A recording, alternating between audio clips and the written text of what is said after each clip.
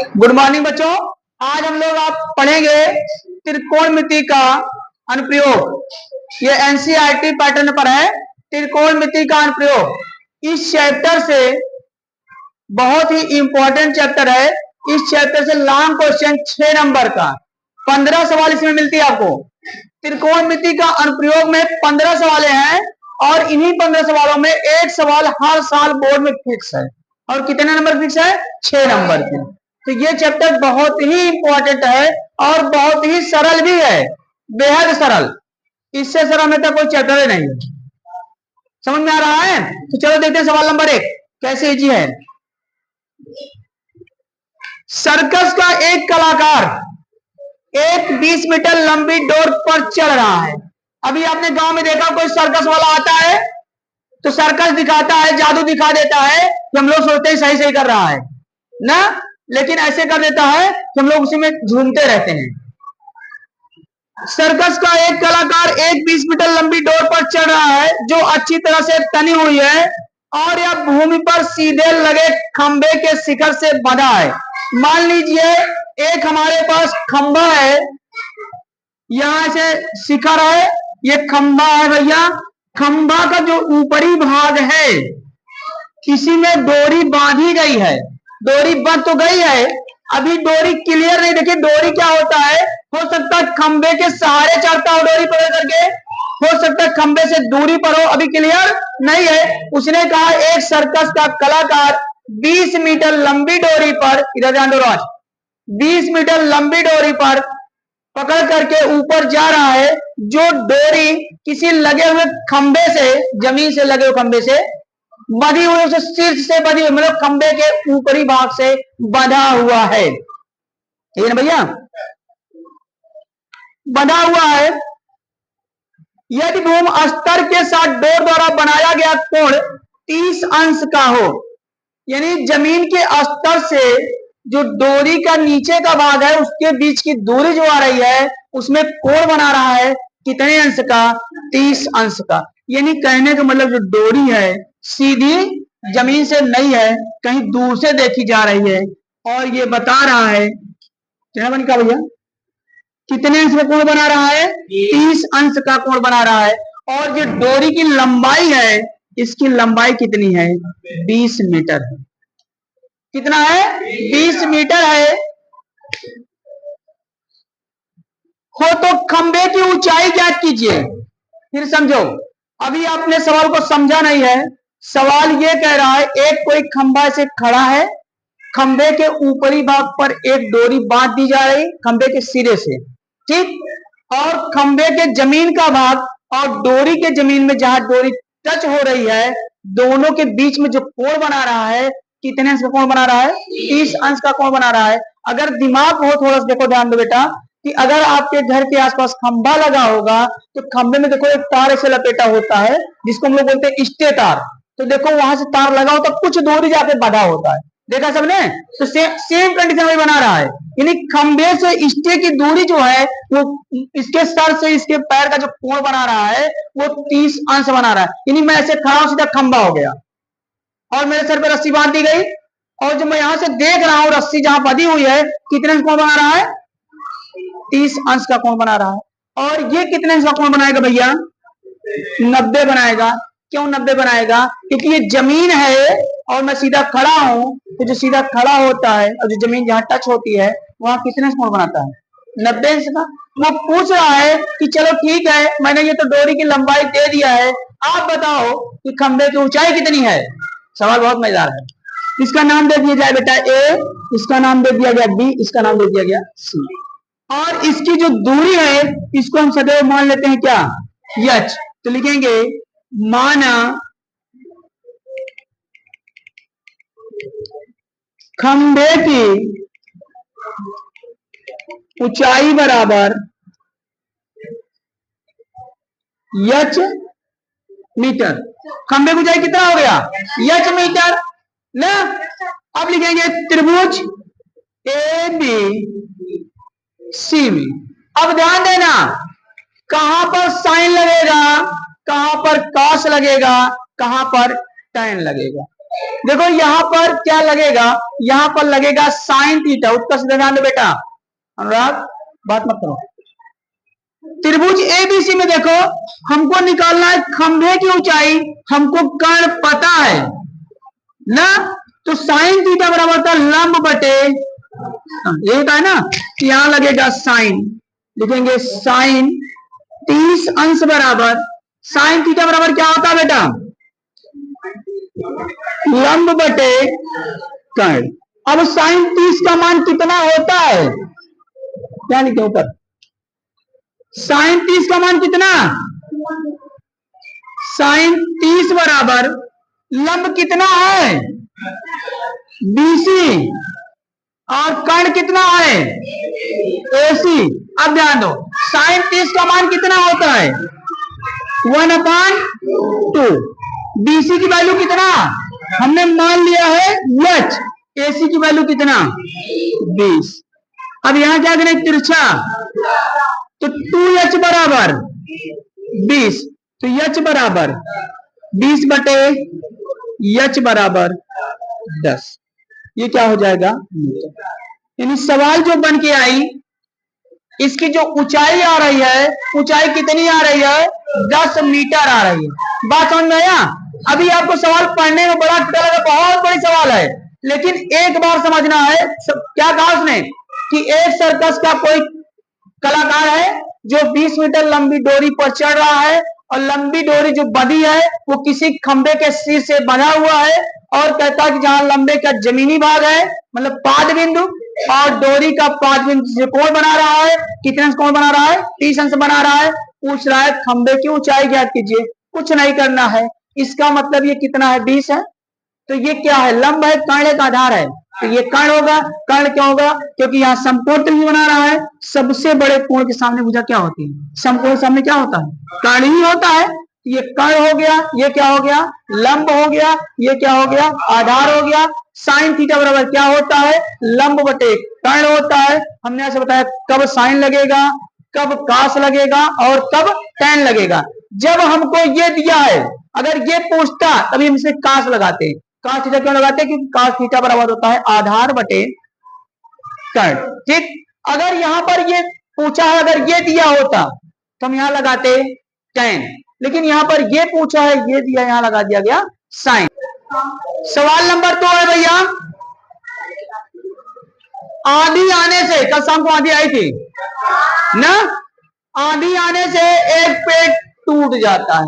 सबसे पहले जानो कि हमारे घर पर एक पेड़ था, और पेड़ ऐसे खड़ा था, खड़ा था, ये पेड़ है, पेड़ से खड़ा है, लेकिन कल शाम को जब आंधी आई तो पेड़ क्या हुआ टूट गया, यही कह रहा है ना, टूट जाता है,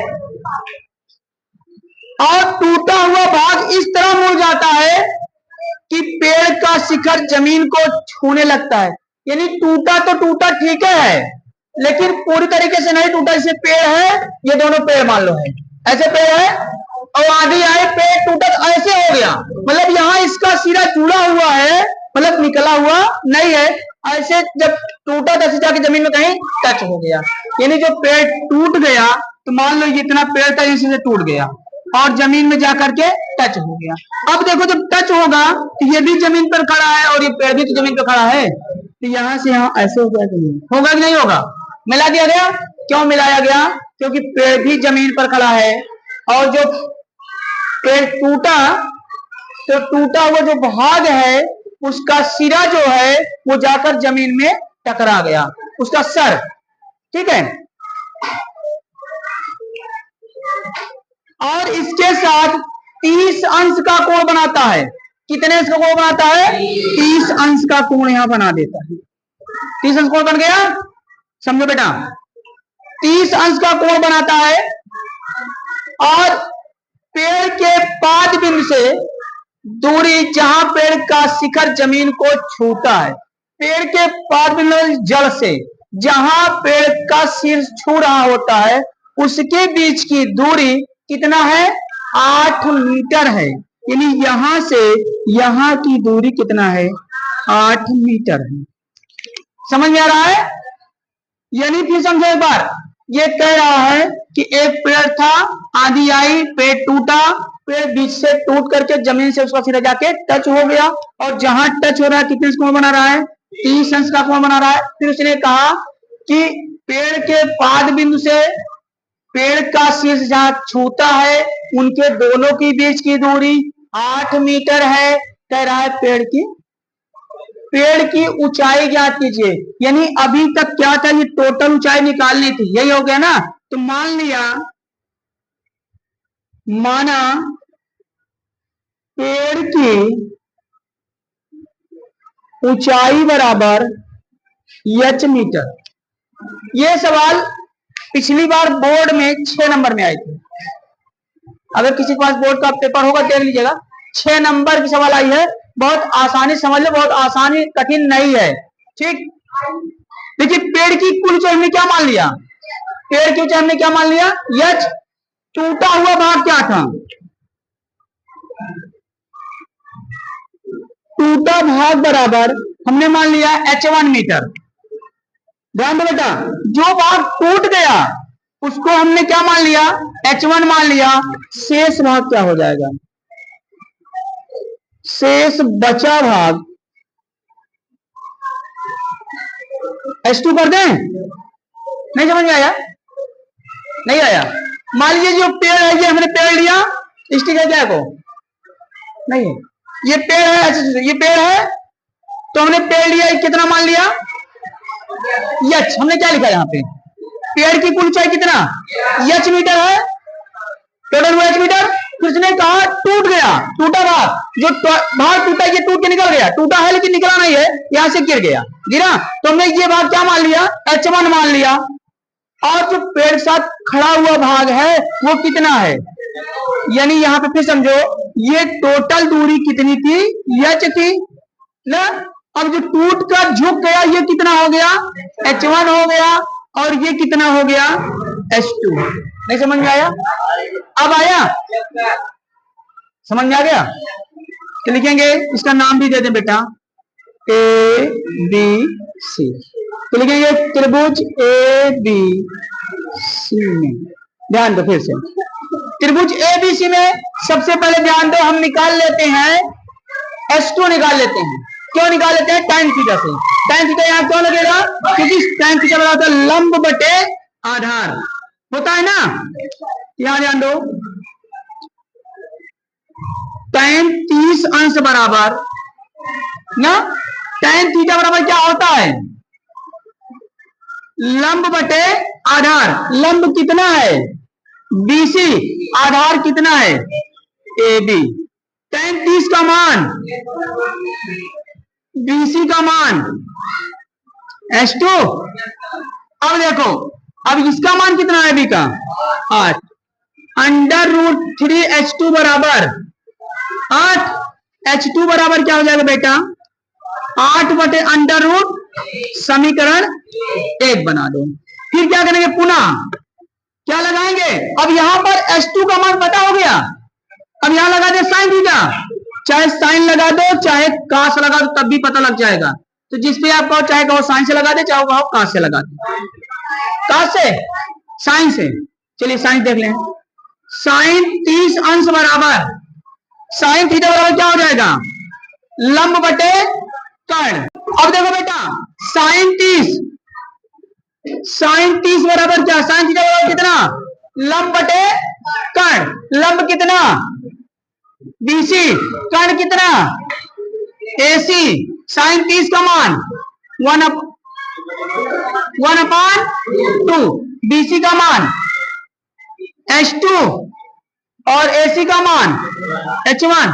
अब लिखेंगे h2 का मान समीकरण कितने रखेंगे? 1 से रखने पर। तो 1/2, h2 का मान कितना है? 8/√3 बटे h1। तिरछा गुणा हो जाएगा, ये हो जाएगा h1 बराबर 8/√3 गुणे 2 होगा। ये हो जाएगा h1 बराबर 8 दूनी 16/√, समीकरण 2। अब क्या करेंगे, इसको नोट करो फिर। अब देखो इधर जाओ बेटा, H1 का मान और H2 का मान निकल कर आएगा ना, तो लिखेंगे बेटा इधर जान दो। अब हमको निकालना है पेड़ की कुल ऊंचाई, तो पेड़ की ऊंचाई बराबर क्या माने थे, H, तो H बराबर क्या हो जाएगा, H1 प्लस H2, यही होगा ना। तो H बराबर हो जाएगा H1 प्लस H2। H1 का मान कितना हमने निकाला अभी, 16/√3, और H2 का मान 8/√3। यहां ध्यान दो बेटा, हर समान है, तो यहां पर 16 प्लस 8, तो H बराबर क्या हो जाएगा, 16 8 24, 24/√3। इसको हम यहां पर छोड़ नहीं सकते, हमने आपको बताया था, इसका हम क्या करा देंगे, परिमेयीकरण करने पर। अब परिमेयीकरण करा दो, यहां हो जाएगा H बराबर 24 गुणे √3 बटे √3 गुणे √। क्लियर। अब यहां H बराबर हो जाएगा बेटा 24√3 बटे 3 हो जाएगा, 3 गन्ना 3 अटे, H बराबर 8√3 मीटर। ये आपका उत्तर आ गया। पेड़ की कुल ऊंचाई कितनी थी, 8√3 मीटर। एक चीज और ध्यान देना, यहीं पर टिक पे समझ जाओ कि अगर आधार दिया है, लंब पूछे और ये 30 हो, तो √3 से क्या करा देना, गुणा करा देना। नहीं समझ में आया, आधार दिया है, कोण दिया हो 30, आधार दिया हो तो आधार कितना है 8, यहाँ कितना आया 8√3। अगर यहीं पर यही 60 दिया होता, ये बटे में आ जाता 8/√3। बस समझ में आया। एक नंबर सवाल आगे बताएंगे।